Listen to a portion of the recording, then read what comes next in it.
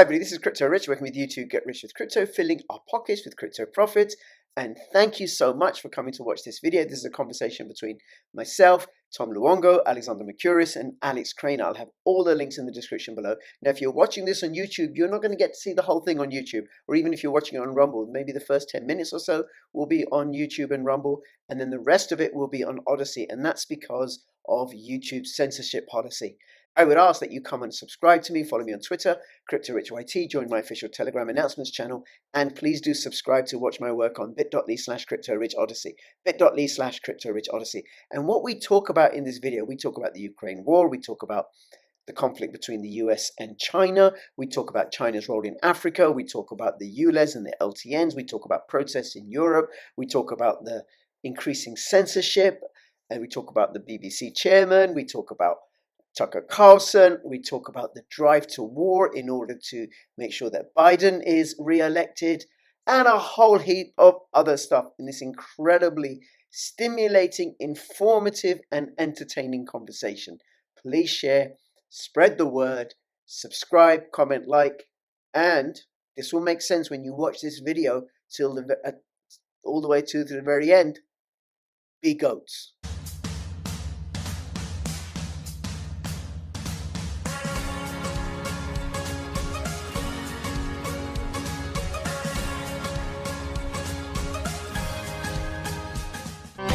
Take the first step towards online privacy. Get NordVPN. I invested £25,000. Today, that investment is worth £5 million. Say hello to our hero, the Hydrogen Energy Release Optimizer. Limitless power, zero emissions. Okay, we should now be live, a few minutes late. And when I look to the side, Alex and Alexander, it's because I'm checking the live stream, see if there's any comments and stuff. Well, one of the things I'm going to say is that I told you I'm going to be interviewing Simon Ateba later on today. Yeah. He was on Tucker Carlson's show a week or so ago. He's the White House correspondent for Africa Now Today, because I know one of the things you covered on the Duran is what's happening in Sudan. And also I want to find out what else is happening in terms of in Africa generally. Yes. In global politics. And Alexander Mercouris, you are the co-host of the Duran, a seminal analysis channel, and I'll have the links below. And Alex Krainer, also seminal, but in a different way, a former hedge fund manager, and you do great macroeconomic political analysis. And this is the second time that you've been on my channel. The first time you two have met, and I'll have links to you both, your stuff as well, in the description below. Anything either of you want to say just to get us going and say hi to the other? Or I think I'm going to say this, and this is just throwing in the program, getting the program started, because obviously, as I'm sure you all know, I do primarily international affairs or geopolitics or whatever you want to call it, global affairs. And I think this last week, an absolutely momentous event happened, and that was the conversation between President Zelensky of Ukraine and President Xi Jinping of China, solicited very, very earnestly by the Ukrainians. And this is actually, this goes far beyond the Ukrainian conflict itself and all that, because it's the first time I can think of in modern history, or even medieval history, or even ancient history. You have to go all the way back, I think, to the 4th century BC, when an Asian country has stepped in and is now being looked to by a European power, Ukraine in this case, to try to mediate a conflict in Europe. This is an extraordinary event. It is astonishing. The Persians did that between the Greeks, the Athenians and the Spartans all the way back in the 4th century. No Asian power has involved itself in that way in the affairs of Europe, I think, as far as I know or can remember, at any time since. This is a colossal event. Whatever happens, whether this mediation, whether this diplomatic move succeeds or fails, it means that China is not just a global power, but that its diplomacy now extends to Europe itself. Wow. And I haven't looked, but I don't imagine there's been much coverage of this in the mainstream media in the West. No, there's been lots of coverage, but it's all bad. They've all speculated about all kinds of things about Chinese motives, about what Xi Jinping has said. I mean, I've seen things, people suggest that it was all intended to weaken Russia in some way, which is, I mean, I just don't get that at all. But there was an article in the Financial Times to that effect, for example.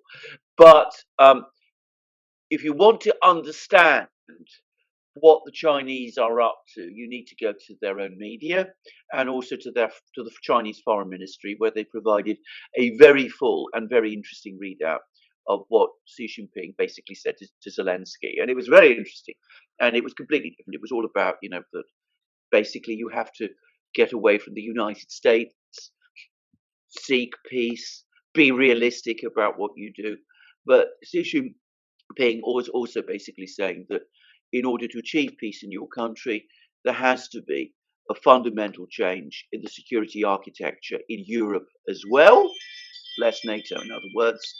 And, the Chinese coming along, talking about security systems in Europe. When did that ever happen before? That's quite remarkable. Hey, good morning, Tom. Thank you for joining us. Alexander has just started by talking about China's diplomatic overtures with Zelensky. I'll come to you in a moment. So you just slip right in because you're a pro at this. Alex Krainer. Rich, I wanted to also add something, another angle of why it is incredibly significant that Xi Jinping had an hour's conversation with Volodymyr Zelensky. And I think that this is the first time also that somebody from the other side actually was able to reach Volodymyr Zelensky in many months. And I think that the significance of that is that Volodymyr Zelensky was being led from one side almost exclusively ever since Boris Johnson derailed the peace talks more than a year ago now. And I think that the significance of this is that I think that Volodymyr Zelensky's physical health and life is in danger. And I think that part of the way to bring peace to Ukraine and to seal the peace deal after the hostilities end is probably to try to extricate Volodymyr Zelensky from the environment that he's in now. I don't know who surrounds him, but I think that the fact that they agreed that the Chinese would send a peace delegation, emissaries that would work with him, could turn out to be hugely successful. And it's very little doubt that this all in the West has been, played down on the one hand, but also demonized in a way on the other hand, because I think that Zelensky right now is like, it reminds me of that scene in the Lord of the Rings, when that king, I forget the name, has that advisor Wormtongue who's the only one who talks to him, and that he leads him in every kind of way to the detriment of his kingdom. And now, for the first time in many months, there's somebody else telling him something else. And I think that if they can, the Chinese obviously are able to come there with a great many carrots for Ukraine, because Ukraine has been literally the worst performing economy in the world between 1991 and 2014. Literally the dead last one. Their GDP deteriorated by 35%. That's really worse than even the worst African country. And so there's great need for a lot of investment, and Chinese have been very generous in providing infrastructure investment and economic development, all of which Ukraine needs. So China has a lot to offer. And the very fact that somebody, no less the president of Ukraine, is now considering that, and that he'll be sitting down probably in private with Chinese emissaries, I think could actually bring the end to the conflict in a relatively short time. It's possible. I just wanted to add a few points. Firstly, Zelensky is indeed, he's not afraid for himself. He should be. He is surrounded by some very dangerous people. Now, after he was elected president of Ukraine in 2019, and he was elected on a peace platform, he went and met some of these hardline people. I'm going to be careful talking about who they are, but there was a meeting. I understand it was filmed. I've seen the transcripts of it, and apparently he was told if you go ahead and make peace in the way that you say you want to, then we'll hang you on a lamppost.